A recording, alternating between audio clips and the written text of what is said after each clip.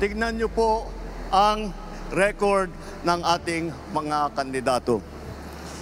Wala sa kanila ang may bahid ng dugo dahil sa tukhang.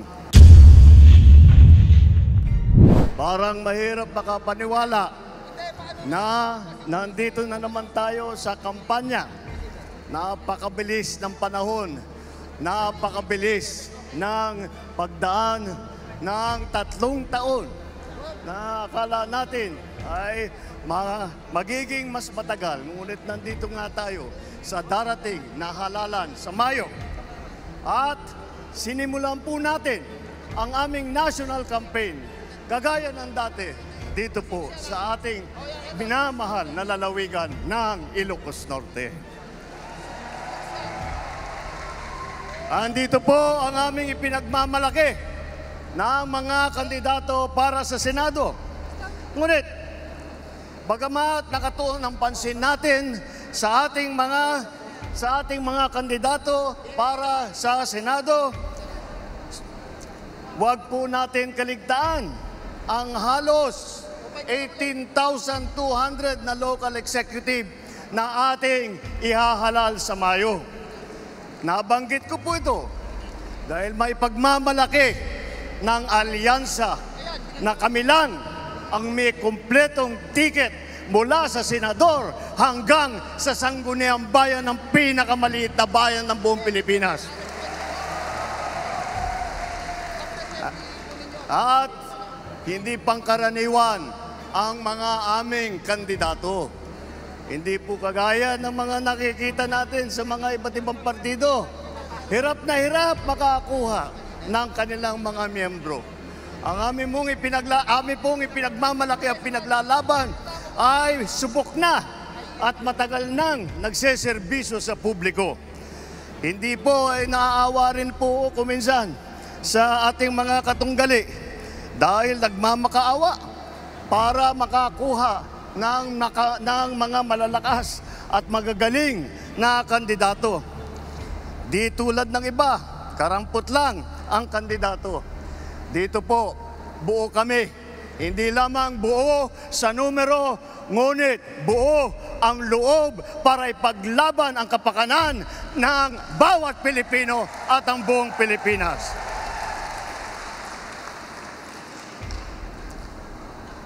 Kaya naman, nagtataka nga ako, parang yung mga iba na naging kandidato, nag-deliver lang yata ng suka, nabigyan na ng certificate of candidacy. Dahil wala naman natin, walang ikukumpara sa ating mga kandidato. Kung ihahambing natin sa mga napulot nila, ang ticket natin mula sa Senado hanggang Sangguniang Bayan ay mga leader na subok sa serbisyo. Magandang record na pwedeng ipagmalaki kahit kanino.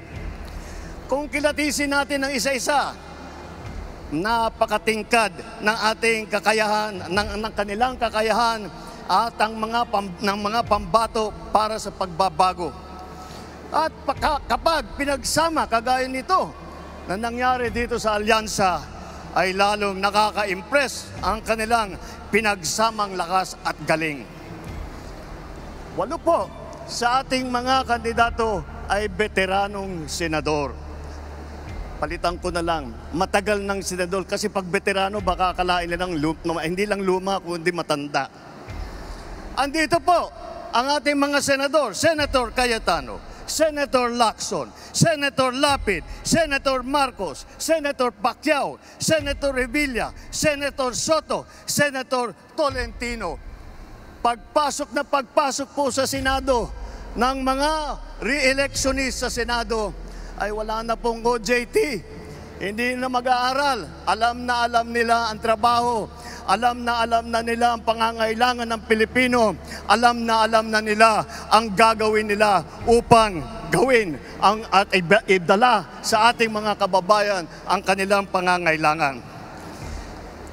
7 naman ay nanggaling naman sa Kongreso na subok sa batasan. Andyan po ang mga Congressman Abalos, Congressman Binay, Congressman Cayetano, Congressman Marcos, Congressman Pacquiao, Congressman Tulfo, Congressman Villar. Kitang-kita po naman natin na ito lahat ay sanay na sanay, subok na subok at matagal nang nagpapakita ng galing. Hindi na bagito sa pagpanday ng mga batas. 4 ang nagsilbi sa kabinete, humawak ng cabinet rank na posisyon. Si Abalos, DILG Secretary. Si Tulfo, nag-DSWD Secretary. Lacson ng Yolanda Rehabilitation Commission. Tolentino, siyang namuno ng MMDA. Ngunit sa kanilang katungkulan ay hindi lang po sila parelax-relax. Tingnan nyo po ang kanilang mga record at makikita po ninyo na sila ay nakagawa ng magandang pagbubuti para sa kanilang mga kagawaran. Alam nila ang government work galing sa kabinete. Hindi lang dada, pero gawa ang kanilang ipinapakita. They are not here to oppose. They are here to propose. 3 ang naging gobernador ng malalaking probinsya. Alam nyo na, Manang Aimee, dito sa atin, sa Ilocos Norte. Lito Lapid, Governor Lito Lapid ng Pampanga. At ang Governor Revilla ng Cavite naman.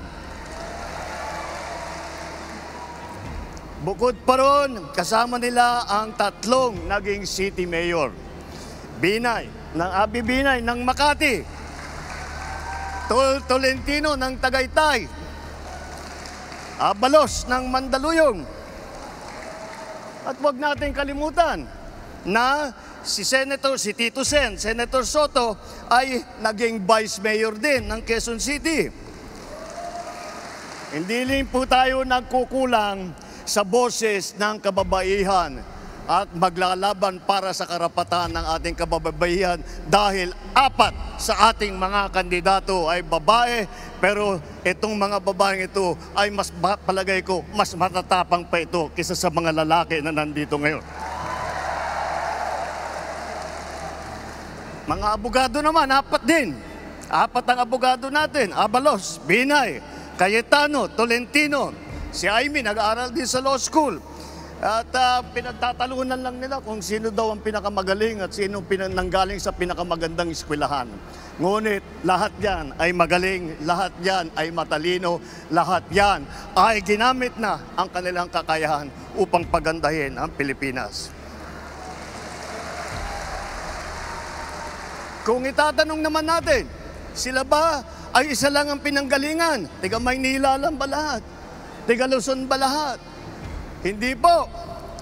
Dahil pagdating sa geographical representation, 2 ang taga Mindanao. Si Manny Pacquiao ng Bukidnon, Sarangani at saka Jensan. Si Erwin naman, lumaki sa Davao Oriental, sa Sulu, mga probinsya kung saan nadestino ang kanyang bayaning ama. Ang unang Vicente Soto ay naging senador na tiga Cebu. Ang nanay naman namin ni Aimee, alam nyo naman, 100% Waray. Alam naman natin pati na ang lolo ni Camille ay galing sa Iloilo. Yan po ang ating ipagmamalaki.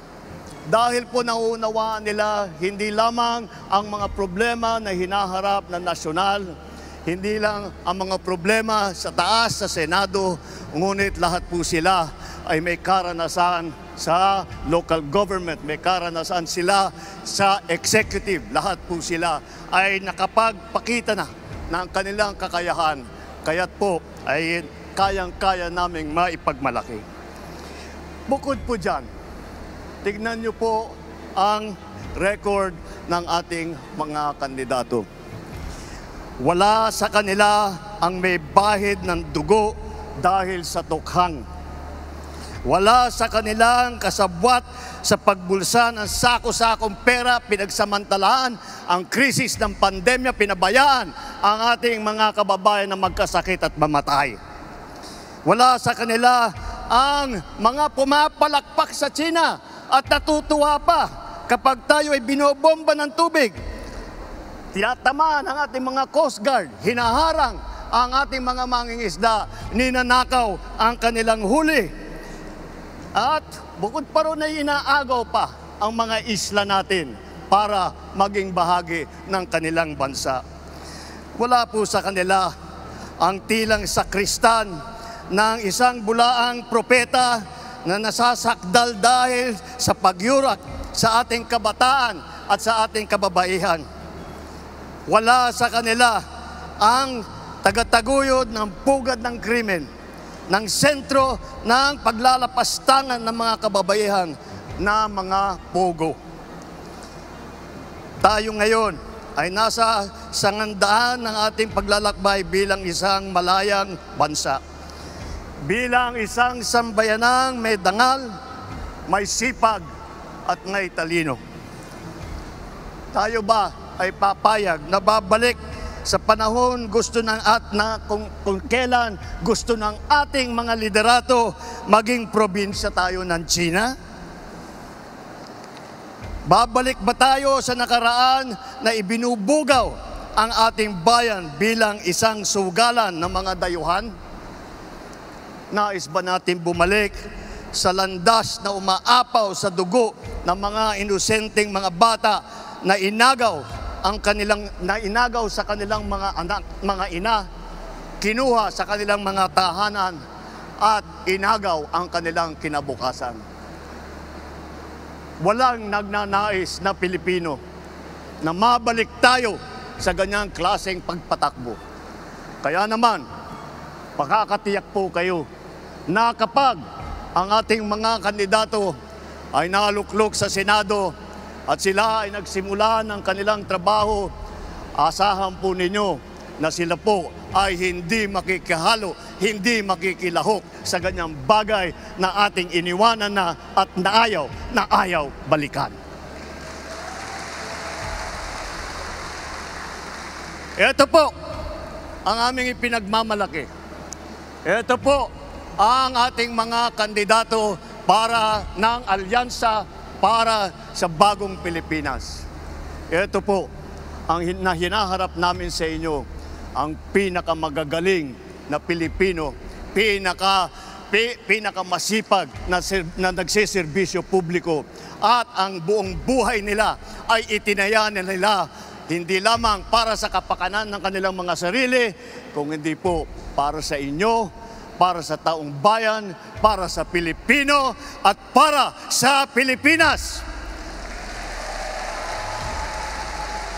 Kaya, sa darating na Mayo po, huwag nyo na pong tignan ang mga ibang mga pangalan. I-shade nyo na po lahat po itong nandito na nasa harap ninyo at gawing nating 12-0 ang ating resulta sa Senado.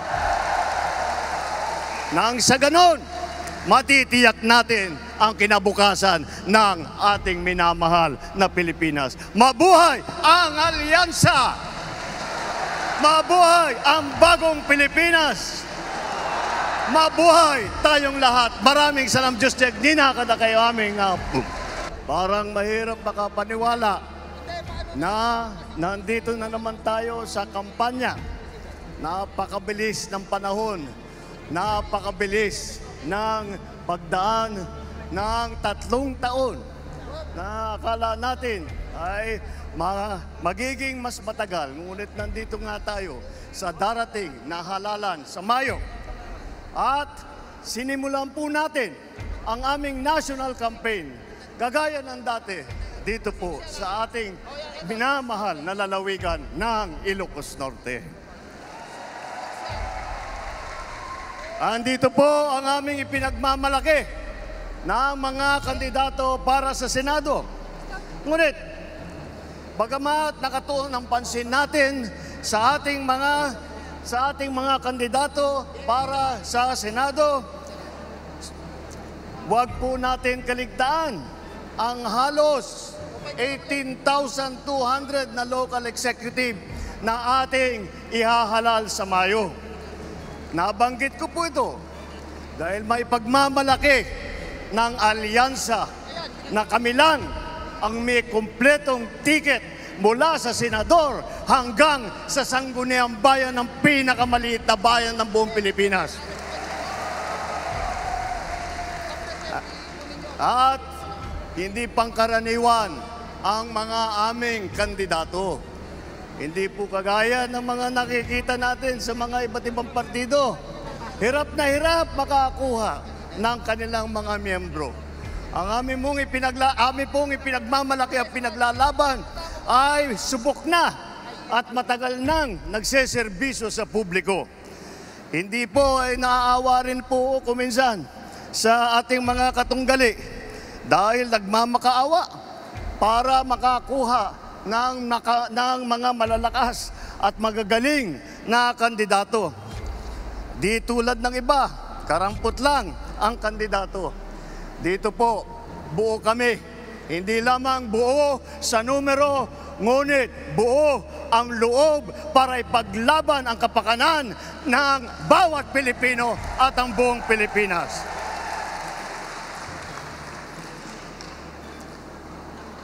Kaya naman, nagtataka nga ako, parang yung mga iba na naging kandidato, nag-deliver lang yata ng suka, nabigyan na ng certificate of candidacy. Dahil wala ang ikukumpara sa ating mga kandidato. Kung ihahambing natin sa mga napulot nila, ang ticket natin mula sa Senado hanggang Sangguniang Bayan ay mga leader na subok sa serbisyo. Magandang record na pwedeng ipagmalaki kahit kanino. Kung kilatisin natin ng isa-isa, napakatingkad ng ating kakayahan, ng kanilang kakayahan at ng mga pambato para sa pagbabago. At kapag pinagsama kagaya nito na nangyari dito sa alyansa, ay lalong nakaka-impress ang kanilang pinagsamang lakas at galing. 8 po sa ating mga kandidato ay veteranong senador. Palitan ko na lang, matagal ng senador kasi pag veterano baka akalain nilang hindi lang luma kundi matanda. Andito po ang ating mga senador, Senator Cayetano, Senator Lacson, Senator Lapid, Senator Marcos, Senator Pacquiao, Senator Revilla, Senator Soto, Senator Tolentino. Pagpasok po sa Senado ng mga re-electionist sa Senado ay wala na pong OJT. Hindi na mag-aaral. Alam nila ang trabaho. Alam na nila ang pangangailangan ng Pilipino. Alam na nila ang gagawin nila upang gawin at idala sa ating mga kababayan ang kanilang pangangailangan. 7 naman ay nanggaling naman sa Kongreso na subok sa batasan. Andyan po ang mga Congressman Abalos, Congressman Binay, Congressman Cayetano, Congressman Marcos, Congressman Pacquiao, Congressman Tulfo, Congressman Villar. Kitang-kita po naman natin na itong lahat ay sanay na sanay, subok na subok at matagal nang nagpapakita ng galing. Hindi na bagito sa pagpanday ng mga batas. 4 ang nagsilbi sa kabinete, humawak ng cabinet rank na posisyon. Si Abalos, DILG Secretary. Si Tulfo, nag-DSWD Secretary. Lacson, ng Yolanda Rehabilitation Commission. Tolentino, siyang namuno ng MMDA. Ngunit, sa kanilang katungkulan, ay hindi lang po sila parelax-relax. Tingnan nyo po ang kanilang mga record at makikita po ninyo na sila ay nakagawa ng magandang pagbubuti para sa kanilang mga kagawaran. Alam nila ang government work galing sa kabinete. Hindi lang dada, pero gawa ang kanilang ipinapakita. They are not here to oppose. They are here to propose.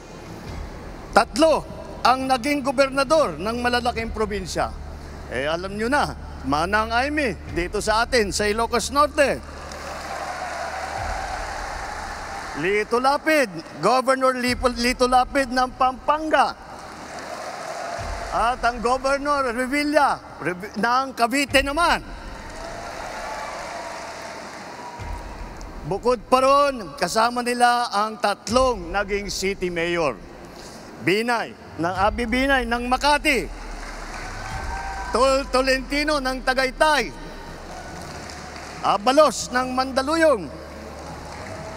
At huwag natin kalimutan na si Tito Sen, Senator Soto ay naging Vice Mayor din ng Quezon City. Hindi rin po tayo nagkukulang sa boses ng kababaihan at maglalaban para sa karapatan ng ating kababaihan dahil 4 sa ating mga kandidato ay babae, pero itong mga babaeng ito ay palagay ko mas matatapang pa ito kaysa sa mga lalaki na nandito ngayon. Mga abogado naman, 4 din. 4 ang abogado natin: Abalos, Binay, Cayetano, Tolentino. Si Amy nag-aaral din sa law school. At pinagtatalunan lang nila kung sino daw ang pinakamagaling at sino nanggaling sa pinakamagandang eskwelahan. Ngunit lahat yan ay magaling, lahat yan ay matalino, lahat yan ay ginamit na ang kanilang kakayahan upang pagandahin ang Pilipinas. Kung itatanong naman natin, sila ba ay isa lang ang pinanggalingan? Tiga Maynila lang ba lahat? Tiga Luzon ba lahat? Hindi po. Dahil pagdating sa geographical representation, 2 ang tiga Mindanao. Si Manny Pacquiao ng Bukidnon, Sarangani at saka Jensan. Si Erwin naman, lumaki sa Davao Oriental, sa Sulu, mga probinsya kung saan nadestino ang kanyang bayaning ama. Ang unang Vicente Soto ay naging senador na tiga Cebu. Ang nanay naman namin ni Amy, alam nyo naman, 100% Waray.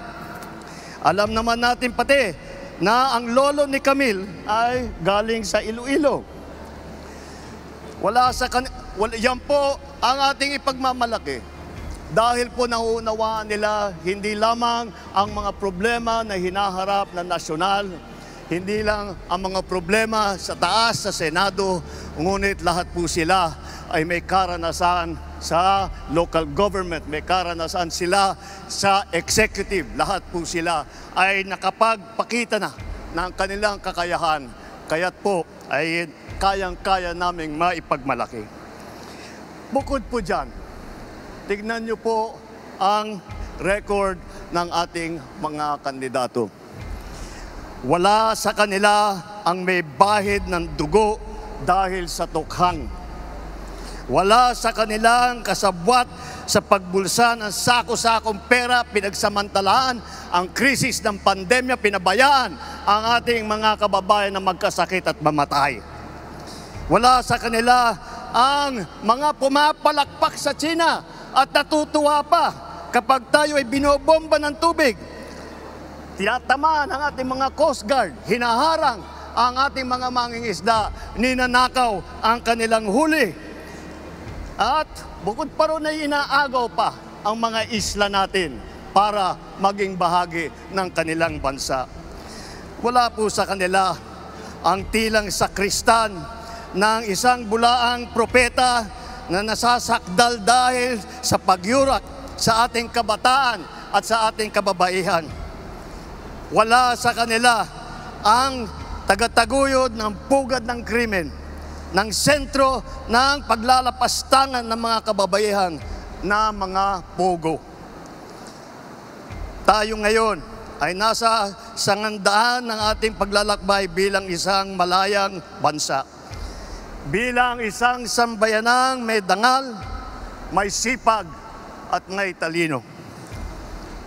Tayo ba ay papayag na babalik sa panahon kung kailan gusto ng ating mga liderato maging probinsya tayo ng China?